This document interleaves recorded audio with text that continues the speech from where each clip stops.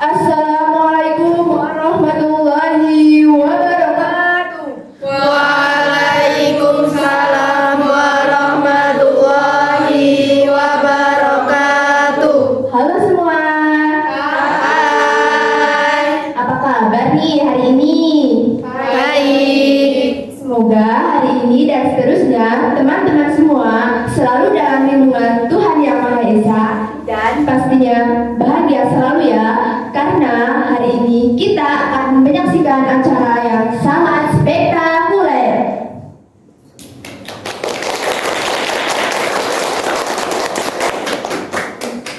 Selamat datang di Jurnalistik Semangaza Talk Show dengan tema Gen Z bisa kok berprestasi.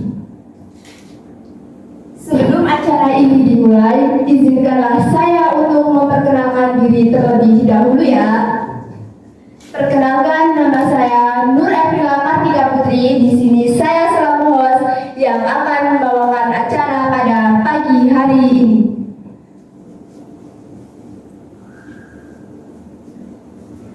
Hari ini kita sangat beruntung karena kedatangan salah satu narasumber yang pastinya sudah tidak asing lagi bagi sekolah kita, SMK Negeri 1 Wonosobo. Kita kedatangan sosok yang luar biasa yang berhasil menorehkan prestasi yang gemilang. Salah satu prestasi yang ia peroleh adalah juara 1 lomba monolog tingkat Kabupaten Dinas Wilayah 9. Nah, kali ini kita akan berbincang mengenai mulai dari persiapan hingga mendapatkan juara. Kira-kira teman-teman semua penasaran gak nih? Penasaran. Jadi langsung saja, tidak usah berlama-lama. Mari kita sambut Kak Arumi dari kelas 12 SD 1. Beri tepuk tangan yang meriah.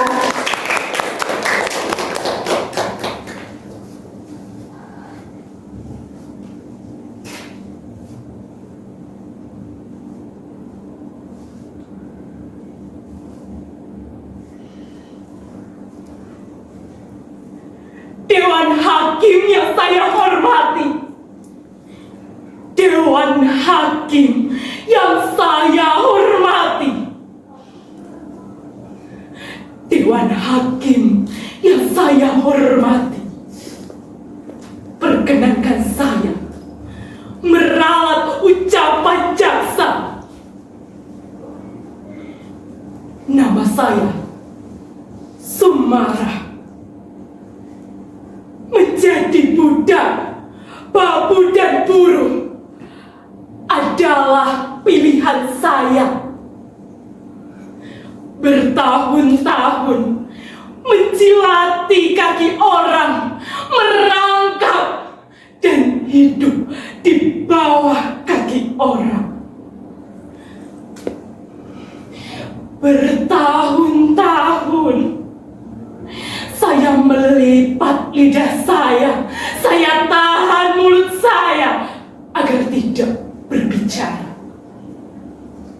Karena berbicara adalah bencana bagi perut saya, perut Simbo, dan bencana pula bagi para majikan.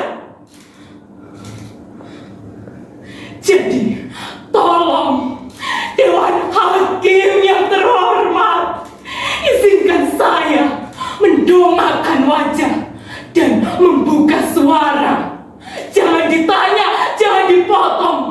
Saya akan berbicara. Jika waktunya sudah habis, saya akan diam.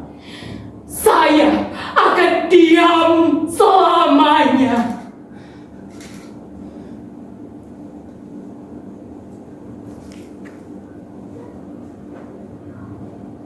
Sejak dulu,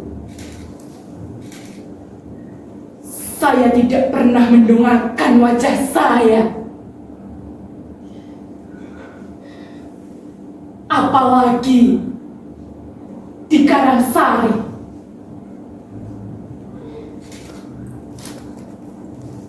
Desa desa tempat saya dilahirkan.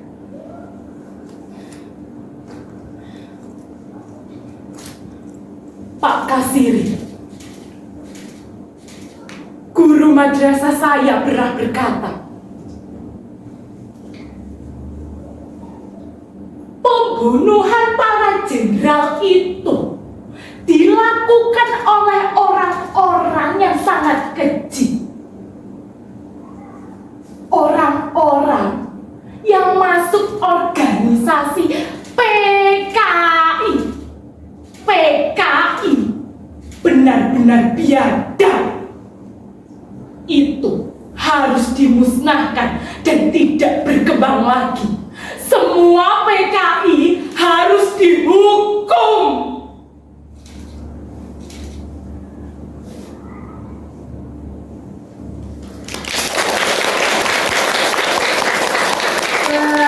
Gimana sih penampilan dari Kak Armi? Sangat keren bukan? Keren. Beri tepuk tangan yang meriah lagi dong.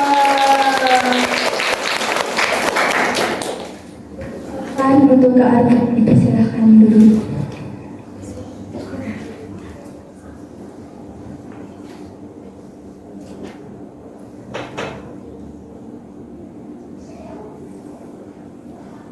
Nah, teman-teman, pastinya kita kan tadi sudah melihat sebuah monolog yang ditampilkan oleh Kak Armi. Nah, akan lebih baik jika kita bincang-bincang kali ini kalau kita mengenal lebih dalam lagi tentang Kak Armi. Selamat pagi, Kak. Pagi. Boleh dong bisa diceritain sedikit tentang Kak Armi ini? Oke, halo semuanya. Oke, sebelumnya perkenalkan, nama saya Arumi Zikra Nizami. Saya sebenarnya biasa dipanggil Zikra, tapi beberapa orang juga memanggil saya Arumi. Saya dari kelas 12 FE1 dan saya pernah menjadi juara monolog di tingkat kabupaten dan di tingkat cabang dinas. Nah, sebelumnya adik-adik di sini udah pada tahu belum sih apa itu monolog? Belum. Nah itu Kak, boleh diceritain sedikit? Oke, boleh. Jadi monolog itu sebenarnya dialog, tapi yang dilakukan oleh satu orang. Nah, ini dimana diri sendiri itu menjadi pembicara yang melawan juga diri sendiri. Jadi percakapan yang dilakukan oleh diri sendiri. Dan terus monolog ini merupakan sebuah seni dan juga bisa dibilang sebuah karya sastra juga. Nah, kalau boleh tahu, gimana sih perjalanan Kak Arumi hingga bisa mendapatkan juara satu monolog ini? Oke, jadi awalnya itu dapat kabar, dapat pemberitahuan kalau ada lomba. Terus waktu itu mencoba buat ikut seleksi. Akhirnya melakukan seleksi sekitar ada 6 kalau nggak 5 orang. Dan alhamdulillahnya saya yang dipilih. Terus setelah melakukan seleksi itu ada sedikit kayak rapat itu mengenai juknisnya, mengenai aturan-aturan dalam perlombaan. Terus setelah itu membuat naskah. Jadi kebetulan yang ada di juknis itu adalah membuat naskahnya sendiri. Jadi mau nggak mau saya harus membuat naskahnya sendiri. Setelah membuat naskah itu melakukan latihannya di rumah dan di sekolah. Itu latihannya itu berapa hari? Untuk latihannya itu hampir 1 bulanan sepertinya.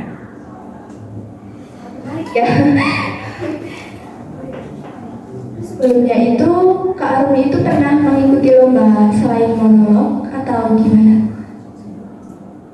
Jujur, ini adalah pengalaman saya ketika saya lomba. Jadi sebelumnya itu belum pernah mengikuti lomba monolog dan alhamdulillahnya mendapatkan juara. Wah, alhamdulillah, keren sekali ya teman-teman. Dan pas mendapatkan juara satu itu gimana sih perasaan Kak Arumi atau Sedih, bahagia, atau campur aduk atau gimana sih? Boleh dong diceritain. Oke, jadi tentunya kalau perasaan kalau ditanya kayak gitu happy nggak sih? Siapapun yang dapat Iya. juara itu pasti merasa happy, terus bahagia, bangga sama diri sendiri, terus terharu juga sih. Kalau teman-teman kalau bisa mendapatkan juara 1 seperti Kak Arumi ini gimana sih perasaannya? Senang. Ya. Itu yang Kak Arumi lakukan sampai mendapatkan itu gimana? Untuk sampai ke titik itu ada beberapa latihannya. Jadi latihannya itu nggak cuma di rumah, tapi di sekolahan. Di sekolahan juga ada yang ngedampingin, yaitu Bu Yun dan Pak Irawan. Terus ada pelatih juga dari luar, itu dari salah satu teater yang ada di Wonosobo, yaitu teater Unsi. Alasan Kak Arumi itu bisa mengikuti lomba itu apa? Sebenarnya kalau misalnya ditanya alasan, nggak ada alasannya. Karena waktu itu nyoba-nyoba aja sama temen, kan dikasih tahu pengumuman mengenai lomba. Terus saya sama teman itu kakak kalian loh, Ashifa, tahu nggak? Tahu. Ya, tahu. Ya, saya mengikuti latihan sama seleksi sama Ashifa. Terus alhamdulillahnya saya itu yang terpilih. Tapi sebelum itu tuh saya merasa kurang yakin karena kayak yang ikut seleksi itu kayak yang udah profesional, kayak tahu Mas Ardan Prabowo yang puisi. Tahu. Ya, tahu. Terus saya, sebenarnya juga ada Bella seleksi. Keren sekali Kak Bella.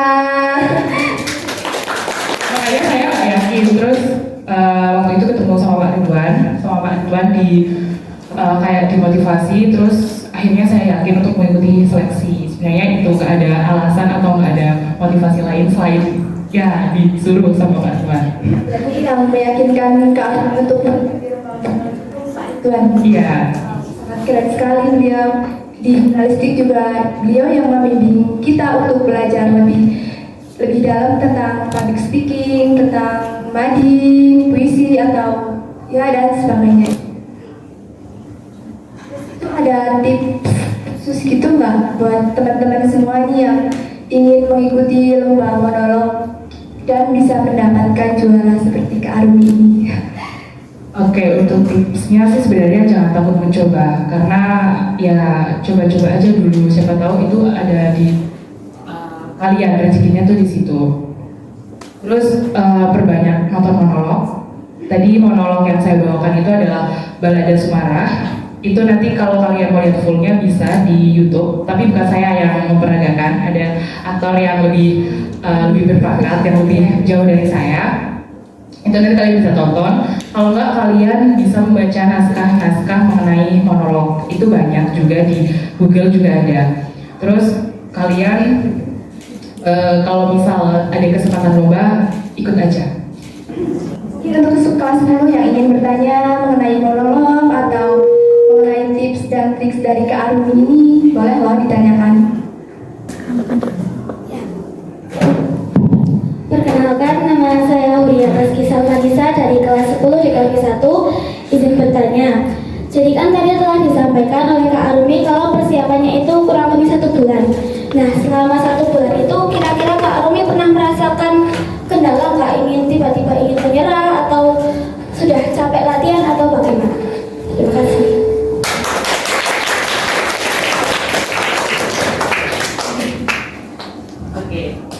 Oke, izin menjawab ya. Kalau untuk kendala ada. Jadi sebelum 2 minggu sebelum tampil di tingkat kabupaten itu saya sakit yang sampai ibu tuh bilang kayak udah nggak apa-apa, nggak usah dilanjutin kalau emang benar-benar nggak bisa. Tapi udah setengah perjuangan kok malah berhenti, kayak sia-sia banget latihannya. Akhirnya cuma bisa nangis, terus ya cuma bisa berdoa, terus alhamdulillahnya sembuh. Dan waktu pentas pun alhamdulillah nggak ada kendala. Cuma kendalanya itu sih Terima kasih atas jawabannya sangat. Baik, izin bertanya, perkenalkan nama saya Nur Halimah Anafi dari kelas 10 MPLT 3. Jadi saya ingin bertanya, selama 1 bulan Kak Arumi latihan itu, bagaimana sih cara Kak Arumi membagi waktunya antara latihan lomba dengan materi pelajaran sehari-hari? Jadi kebetulan waktu itu juga di kelas 11 tuh lagi nggak banyak tugas, jadi untuk tugasnya nggak terlalu banyak. Nah, untuk membagi waktunya, biasanya di hari Sabtu itu dibuat ngerjain tugas, terus minggunya istirahat, terus nanti di seperti Senin sampai Jumat itu nanti latihan, dan kalau malam misal sempat buat ngerjain tugas. Nah, untuk tahu tugasnya terus materi apa yang ketinggalan, tanya ke teman. Baik, terima kasih Kak Arumi atas jawabannya. Baik, saya ucapkan terima kasih kepada teman-teman semua dan tentunya buat Kak Arumi yang sudah berkenan untuk hadir dan ngobrol bareng kita semua dan berkenan untuk menjawab pertanyaan-pertanyaan dari teman-teman semua yang dapat menginspirasi kita semua. Alhamdulillah kita kedatangan narasumber yang tentunya bakal lebih menarik ya tentang gimana sih cerita lombanya juga hingga sampai saat ini. Jadi langsung saja kita panggil juara 1 baca puisi Institut Agama Negeri Kudus, yaitu Kak Faya dari kelas 12 DKV 1. Beri tepuk tangan ya Faya.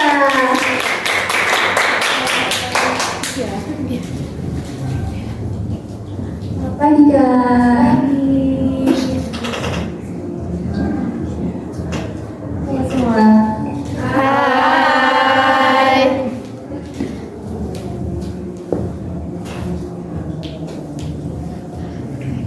Kalau boleh diizinkan teman-teman untuk melihat gimana sih penampilan dari Kak Faya ini. Ini berarti langsung gitu untuk membaca puisinya. Ya. Kalau bisa. Oke. Jadi di sini saya akan membacakan puisi untuk insya Allah akan ditampilkan untuk lomba UNJ besok. Nah ini doakan ya semoga bisa mendapatkan hasil yang terbaik buat Kak Faya. Dan puisi ini tuh menceritakan tentang cinta, kebingungan, kayak mencintai tapi itu sendirian, sakit nggak? Sakit. Nah di sini saya akan membacakan puisi yang berjudul Balas Cinta.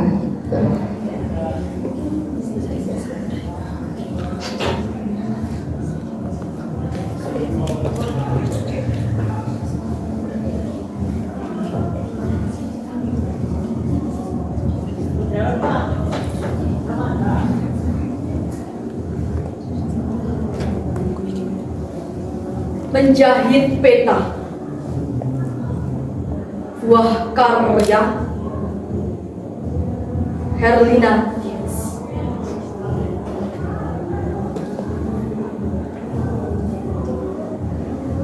Aku memanah seluruh titik terluar lingkar. Menanjai kau adalah milikku. Cinta mulut saja mengeluarkan darah saat palu dihantamkan ke ruas berbuku di dada. Apalagi cinta. Mungkin hati, persahabatan, seni, ide, air mata juga tawa menjelma barang yang bisa dibeli. Kau berulang kali mengatakan siap sakit dan mati. Bagaimanakah dengan cinta?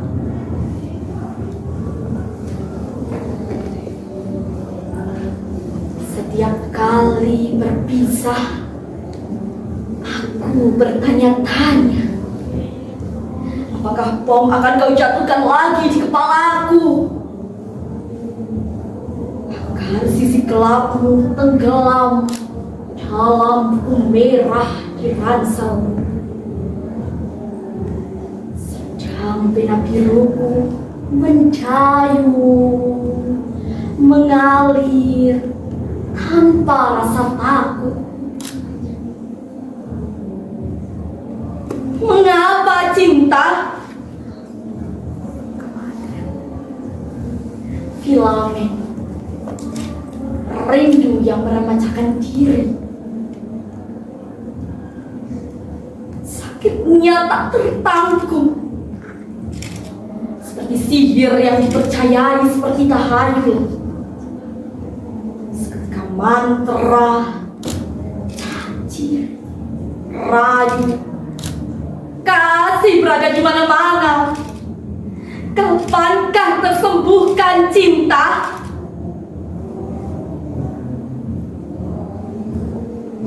Heran saban ketemu, kau menjelma juru kunci. Apakah kau bertemu di mana berpisah, jam berapa, bagaimana cara berjumpa, merumuskan cinta.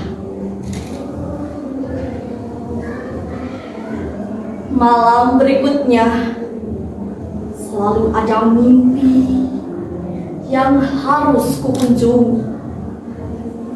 Tapi anak-anak kecil menyesatkan diri. Aku terpaksa tak bisa keluar. Melayang, berenang di stasiun yang konon kau bukar untukku lagi. Aku iri pada seekor burung yang sahkan setia pada kekasihnya. Aku tak kurang setianya. Salahkah padaku bicara tanpa kau pinta? Bisakah kau menidurkanku dengan hati yang tak terjamah itu? Aku tak bisa jauh, tak mau kau singkirkan lagi, meski kelewat sering kau usir diri sendiri. Yogyakarta, 14 Agustus 2020. Selanjutnya Kak Mbak Ia beri tepuk tangan yang meriah. Terima kasih. Nah teman-teman tadi kan sudah melihat ya puisi dari Kak Mbak Ia, jadi izinkan saya untuk berbincang-bincang lebih dalam mengenai Kak Mbak Ia. Gimana sih perjalanan bisa mendapatkan juara 1 dari lomba puisi ini? Jadi Kakak ceritain tentang Kakaknya. Oke.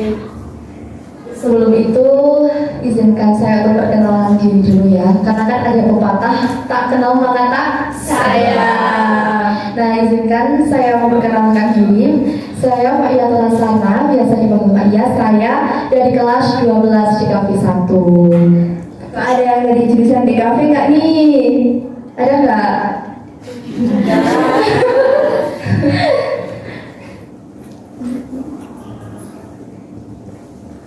Iya, gimana sih perjalanan Kak Faian mulai dari berlatih puisi hingga bisa mendapatkan juara 1 ini? Nah, dalam perjalanan membaca puisi ini kan tentu nggak mudah kan, karena kita juga perlu adanya proses pembuatan puisi gitu. Nah, sebenarnya tuh saya percaya sama teman-teman semua, kalian tuh hebat-hebat dalam membaca puisi. Kalian pasti lebih bagus malah dari saya. Tetapi di puisi itu biasanya tuh saya membagi menjadi 3 bagian. Yang pertama itu kerja otak, kerja tubuh, dan kerja rasa. Nah, yang membuat waktu lebih lama atau apa ya, kita bisa mendalami si puisi ini adalah penafsiran, jadi kerja otak. Bahkan sastrawan-sastrawan Indonesia penyair itu bahkan menafsirkan puisi itu lebih dari 1 bulan. Nah, untuk mendalaminya itu, karena untuk kerja rasa, kerja otak, kerja tubuh itu menyesuaikan dari kerja otak. Jadi ketika penafsiran film sudah dapat, rasa kami ikuti dan juga tubuh atau gestur. Dalam perjalanan saya ini kan ada pembuatan puisi, terus ada penafsiran, terus itu ada kerja otak, kerja rasa, kerja tubuh. Nah itu yang penting tuh kalian memiliki niat, rasa percaya diri untuk membaca puisi. Gak usah malu-malu gitu. Nah kalau untuk perjalanan saya sendiri, untuk kan yang IAIN ini yang dari tulis itu online. Jadi kendalanya itu lebih ke banyak ulang sih, karena kan video, terus kita nggak bisa kayak interaksi gini, matanya kita hanya tertuju pada kamera. Nah kalau misal online itu kan di kamera, terus kita sendirian ngomong, kalau misal salah kita tag. Kalau misal offline itu adrenalinnya tuh lebih terpacu gitu, karena kita bertemu dengan audiens. Kalau untuk latihan itu membutuhkan waktu berapa hari? Nah itu menyesuaikan ya, karena jujur saya tuh kayak nggak konsisten dalam setiap hari harus latihan gitu. Nah kadang-kadang kita kalau misal lagi jalan, kita bisa kayak menghafalkan puisinya atau kita baca-baca sedikit gitu. Jadi kurang lebih seminggu 2 minggu sih. Kurang lebih segitu ya. Terus itu apa iya pernah mengikuti lomba selain puisi gitu seperti yang lain? Dulu itu saya SD malah lombanya karya tulis ilmiah. Terus SMP lomba cerdas cermat sama itu bantu gitu. Nah di SMK ini saya mencoba ke puisi, ke resensi novel, lebih kayak gitu, karena jujur saya tuh suka bicara kayak gini sama teman-teman, terus kayak sharing-sharing bareng, terus sering juga jadi MC gitu. Jadi karena berawal dari suka dulu mungkin Yang penting suka dulu ya. Terus perasaan Kak Faida setelah mendapat juara 1 itu? alhamdulillah, karena kan juga karena dari teman-teman support sama guru pendamping, orang tua tentunya, dan juga karena ke pressure, karena di SMK 1 kan lebih baik, banyak yang lebih baik dari saya gitu loh. Nah ada Mbak Arbu juga, Sangat menginspirasi ya teman-teman semua. Ya intinya tuh teman-teman tuh bisa membaca puisi semua sih, menurut saya malah lebih bagus dari saya. Yang penting kalian percaya diri terus ada niat gitu. Apa sih yang Kak Faida lakukan untuk mengambil mengikuti lomba tersebut? Karena kan juga didukung dari guru, terus guru kejuruan juga. Terus kemarin tuh ada alumni yang mengirimkan flyer untuk mengikuti lomba. Nah itu jadi lebih terpacu semangatnya. Itu dukungan dari orang-orang sekitar ya. Ya betul, karena kita jadi lebih semangat gitu ya, lebih berani mengambil, oh iya bisa menyenangkan orang-orang di sekitar kita. Dan saya juga ingin bertanya untuk tips dan trik khusus dari Kak Faida nih buat teman-teman semua yang hadir di sini, siapa tahu ingin mengikuti lomba puisi itu, tipsnya gimana? Nah itu sih yang paling penting tuh, kalian harus berani mencoba dulu. Kalian berani mencoba untuk urusan gestur, apa kan itu kan proses kan. Kalian bisa belajar sedikit demi sedikit, kemudian berani mencoba, ada niat. Kalau misal kalian belum pede, nah itulah proses kalian untuk menuju ke percaya diri. Paham? Itu sih yang penting kalian berani mencoba. Takut gagal gitu ya. Iya betul. Jadi kurang lebih segitu ya Kak Faida. Nah buat teman-teman semua di sini, apakah ada yang ingin bertanya mengenai tips dan trik mungkin yang belum Kak Faida bahas? Boleh ditanyakan. Mungkin dari teman-teman ada yang ingin ditanyakan. Kita di sini sharing-sharing aja ya. Ngobrol-ngobrol santai aja gitu.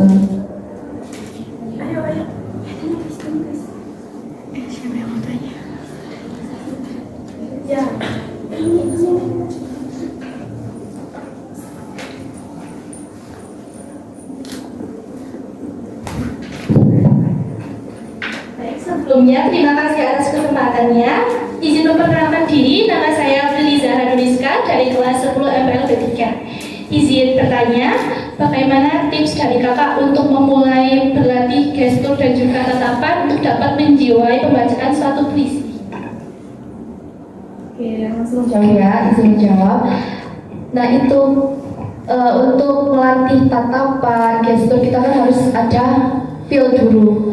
Nah makanya kalau dalam puisi itu kita ada namanya bedah puisi. Nah itu kita menafsirkan apa sih isi puisi tersebut. Karena setiap pemenggalan kata atau setelah kita baca pun artinya juga berbeda. Makanya kita ada namanya kerja otak itu untuk membedah apa sih isi puisi untuk lebih kita mengetahui gestur yang akan kita gunakan, terus tatapan kepada audiens gitu. Menjawab? Baik, sudah menjawab. Terima kasih atas jawabannya. Jadi ada yang ingin ditanyakan lagi?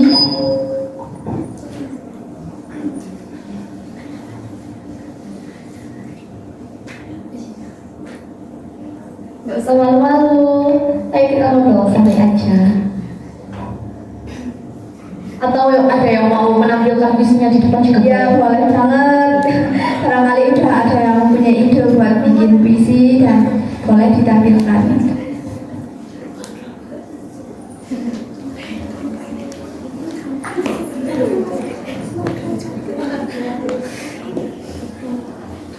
Di sini ada yang berminat ingin baca puisi atau ikut lomba puisi nggak sih? Mau? Nah kemarin itu kan Bu Yun kayaknya nge-share ya untuk seleksi lomba. Nah itu kenapa nggak ikut? Kamu ada itu. Kamu yang MLB itu. Oke. Keren.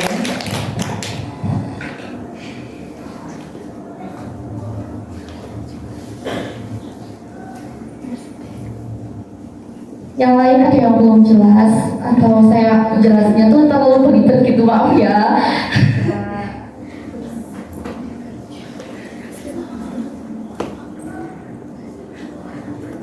Saya Kak, izin bertanya.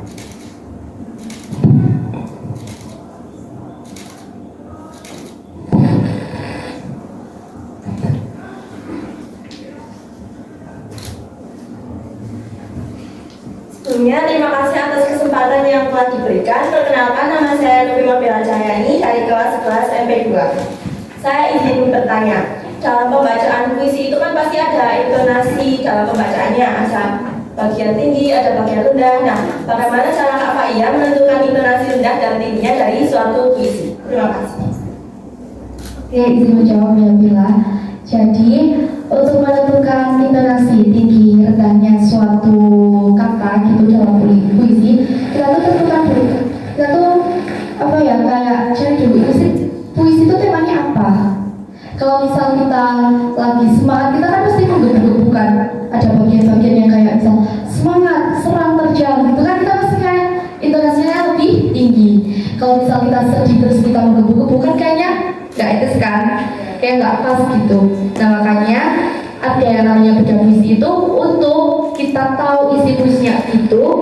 Nah jadi ketika kita membacakan puisi, kita tahu nih mana nih yang kayak intonasinya rendah, intonasinya tinggi. Jadi kita bisa menyesuaikan.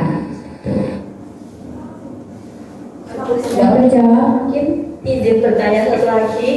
Pasti dalam setiap proses latihan lombanya Kak Faia, entah itu puisi atau pidato atau monolog atau apa, pasti ada bagian dimana kita merasa down dan kayak pengen menyerah gitu.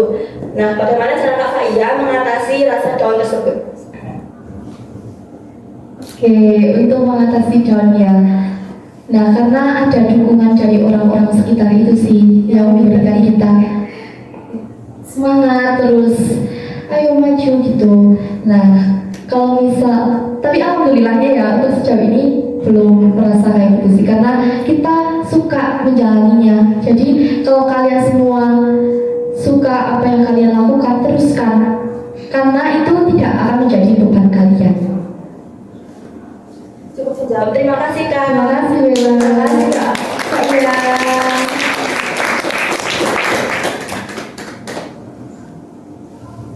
Terima kasih buat teman-teman semua dan tentunya juga buat Kak Arumi, buat Kak Faia yang sudah berkenan hadir dan meluangkan waktunya untuk ngobrol bareng kita semua.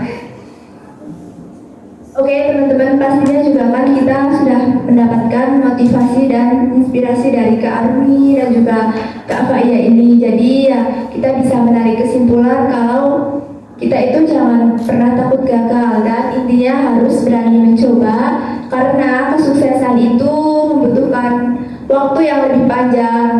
Kesuksesan itu tidak mudah, butuh usaha dan perjuangan. Jadi buat teman-teman semua, tetap semangat karena perjalanan kalian baru akan dimulai jika kalian berani mencoba dan terus mencoba.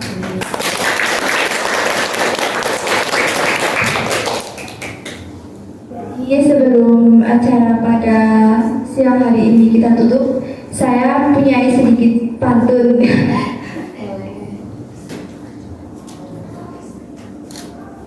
Tapi jangan lupa bilang cakep ya. Walaupun ini kurang menarik atau gimana, tapi semoga bisa.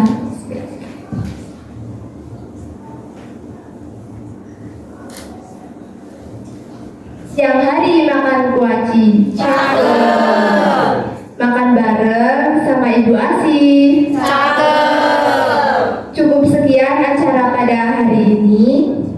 Saya ucapkan banyak terima kasih.